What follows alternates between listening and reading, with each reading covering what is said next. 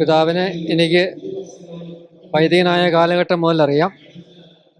അതുകൂടാതെ ഒരു ബന്ധം കൂടിയാണ്. എൻ്റെ പിതാവും അദ്ദേഹം ഒരുമിച്ച് പഠിക്കുകയും ഒരേ മുറിയിൽ താമസിക്കുകയും ചെയ്തതാണ്. അതുകൊണ്ട് എന്നോട് പ്രത്യേകമായൊരു താല്പര്യമൊക്കെ പിതാവ് എന്നും പ്രകടിപ്പിച്ചിട്ടുണ്ട്.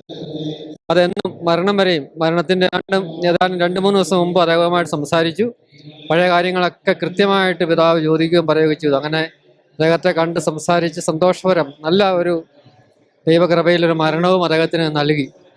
ദൈവത്തിൻ്റെ അനുഗ്രഹത്തിൽ തന്നെ പറയും, വലിയൊരു മനുഷ്യൻ, സഭയെ സ്നേഹിച്ച മനുഷ്യൻ, നാടിനെ സ്നേഹിച്ച മനുഷ്യൻ, മനുഷ്യനെ സ്നേഹിച്ചവൻ, എല്ലാം സന്തോഷം. ദൈവം അനുഗ്രഹിക്കട്ടെ എന്ന് അദ്ദേഹത്തിൻ്റെ ആത്മശാന്തിക്കായിട്ട് പ്രാർത്ഥിക്കുന്നു. നമുക്ക് പ്രാർത്ഥിക്കാം.